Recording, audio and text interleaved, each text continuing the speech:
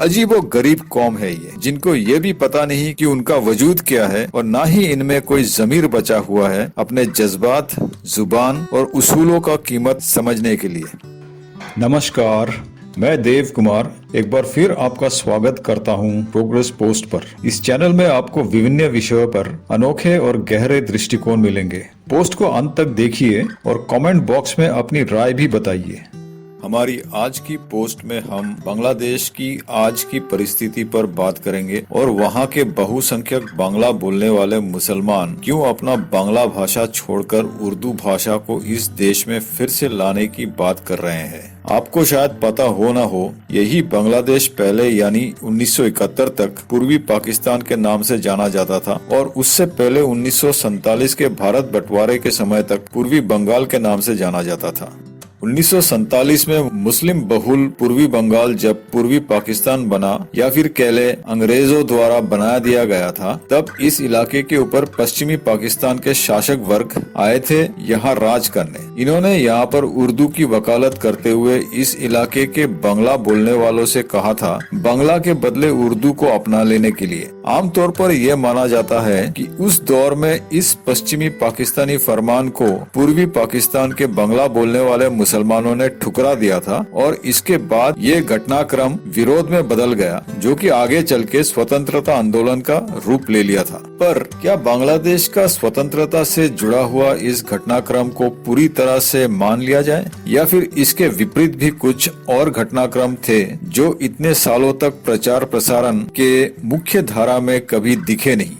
अगर हम आज के बांग्लादेश के घटनाक्रम पर ध्यान दें तो निश्चित रूप से पता चलता है कि बांग्लादेश का स्वतंत्रता आंदोलन का मुख्य कारण बांग्ला भाषा को बचाना नहीं था। आइए इन कारणों पर गौर करें और समझे बांग्लादेश के इस घटनाक्रम को, जो भारत की सुरक्षा की दृष्टि से बहुत महत्वपूर्ण है। दरअसल बांग्ला भाषा की प्राथमिकता बांग्लादेश के स्वतंत्रता आंदोलन के कई और कारणों में से एक कारण था। बहुत लोगों का मानना है कि जब बांग्ला भाषा का मुद्दा बांग्लादेश के स्वतंत्रता आंदोलन पर छाया हुआ था, तब भी उस देश के एक बहुत बड़ा वर्ग उर्दू भाषा के प्रति न केवल झुका हुआ था, बल्कि इस मुद्दे पर मार काट भी मचाने पर तुला हुआ था। और अंत में इन्होंने अपनी जिद भी रख ली थी, जिसके नतीजे में दुनिया की इतिहास में बड़े बड़े नरसंहारों में से एक ऐसा नरसंहार इसी बांग्लादेश के अंदर हुआ था 1970-71 के दौरान। इस नरसंहार में 30 लाख से भी अधिक मासूमों की हत्या की थी तत्कालीन पाकिस्तानी सेना और उनके टट्टू हथियारे, जिन्हें रजाकार कहा जाता था। सोचकर देखिए, 30 लाख से भी अधिक मासूमों की निर्मम हत्या, और उनमें से 90% बदनसीब तो हिंदू थे। द्वितीय विश्व युद्ध के दौरान हिटलर और उसके नाजी सेना ने जो 60 लाख से अधिक यहूदियों का नरसंहार किया था, इसकी बराबरी पाकिस्तानी सेना और उनके रजाकार टट्टुओं ने भले ही ना कर पाया होगा बांग्लादेश में, पर ये 30 लाख से अधिक मासूमों की निर्मम हत्या अपने आप में एक बहुत बड़ा मानविक आपदा था 20वीं शताब्दी का। ये एक ऐसी परिस्थिति थी जहां भारत के पास तत्कालीन पूर्वी पाकिस्तान में सैनिक हस्तक्षेप करने के अलावा और कोई विकल्प नहीं बचा था और भारत ने अपना दायित्वों को निभाया उपयुक्त समय आने पर। केवल 13 दिन में ही पाकिस्तानी सेना ने घुटने टेक दिए और शर्मनाक तरीके से आत्मसमर्पण किया, जिसके चलते पाकिस्तान के 93,000 सैनिकों ने एक साथ हथियार डाल दिए थे। इस हार के फलस्वरूप पाकिस्तान 2 टुकड़ों में बट गया और पूर्वी पाकिस्तान की जगह स्वतंत्र बांग्लादेश उभर के आया, एक नया देश के रूप। यहाँ तक तो सब कुछ ठीक था, पर बहुत कम लोगों को पता था कि नए नवेले और स्वतंत्र बांग्लादेश की आधी जनसंख्या ये स्वतंत्रता चाहता ही नहीं था। और इसी संदर्भ में हमें आज के बांग्लादेश की परिस्थिति को देखना चाहिए, क्योंकि वहाँ जो अराजकता फैली हुई है आजकल, इसका मुख्य कारण है इस्लामी कट्टरवाद, जिसका मुख्य किरदार है वही रजाकार गिरोह, जिन्होंने पाकिस्तानी सेना के साथ मिलकर 1970-71 का महान नरसंहार को अंजाम दिया था पूर्वी पाकिस्तान यानी आज के बांग्लादेश में। और उस महान नरसंहार का मुख्य उपलक्ष्य था बंगाली हिंदुओं को पूरी तरीके से खत्म करना तत्कालीन पूर्वी पाकिस्तान में। फास्ट फॉरवर्ड करते हुए चले आइए आज का बांग्लादेश में, और आपको लगभग वही परिस्थिति मिलेगी उस देश में जो 1971 तक वहां पर था। अनिश्चयता और अराजकता सर चढ़कर बोल रही है और पहले की तरह हिंदुओं का नरसंहार हो रहा है वहाँ पर। बस इतना फर्क है कि आज हिंदू वहाँ लाखों के संख्या में नहीं बल्कि हजारों में मारे जा रहे हैं।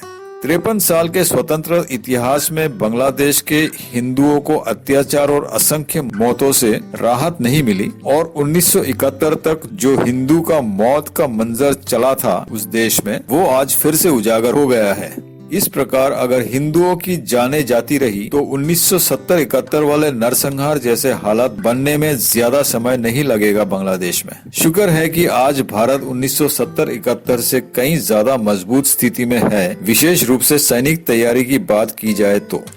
जैसे 1971 में भारत ने सैनिक हस्तक्षेप किया था बांग्लादेश को स्वतंत्रता दिलाने के लिए, उसी प्रकार से आज भी भारत किसी न किसी प्रकार से तो हस्तक्षेप कर ही रहा है बांग्लादेश में इन जिहादियों का नाजायज सरकार को बेदखल करने के लिए। भारत को ये भी देखना होगा कि बांग्लादेश में जिहादियों का भविष्य में फलने फूलने का मौका ना मिले। ये काम आज की तारीख में काफी कठिन होने वाला है, क्योंकि बांग्लादेश को आजादी दिलाने के बाद से लेकर पूर्व प्रधानमंत्री शेख हसीना वाजेद का देश से पलायन तक भारत एक गलत नीति अपना के रखी थी बांग्लादेश के तरफ। इस गलत नीति का विवरण एक और पोस्ट में बताऊंगा, पर आपके जानकारी के लिए इतना जरूर बता सकता हूं कि ये वही गलत नीति है जो भारत सरकार देश के अंदर के दुश्मनों के लिए अपना रखी है।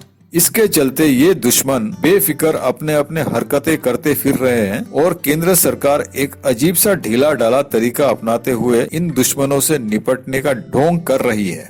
उत्तर प्रदेश और असम को इस आकलन से बाहर रखूंगा, क्योंकि इन दोनों राज्यों ने दिखा दिया है किस तरह से काम करना चाहिए राष्ट्रवादी सरकारों को। बांग्लादेश का एक बड़ा मुस्लिम तबका जो कि मुस्लिम कट्टरवादी है, अपने आप को बंगाली मानते ही नहीं और जिनके समर्थन से आज वहाँ का नाजायज जिहादी सरकार चल रहा है, अब उर्दू ला के देश पर थोपना चाहता है।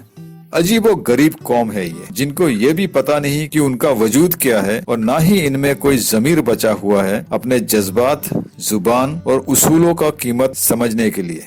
अंत में ये जरूर कहूंगा कि वर्तमान भारत सरकार जिस प्रकार से बांग्लादेश के ऊपर काम कर रहा है ये सराहनीय है, पर सरकार को देश के अंदर के दुश्मन यानी गद्दार और बेईमानों के साथ और सख्ती दिखानी पड़ेगी।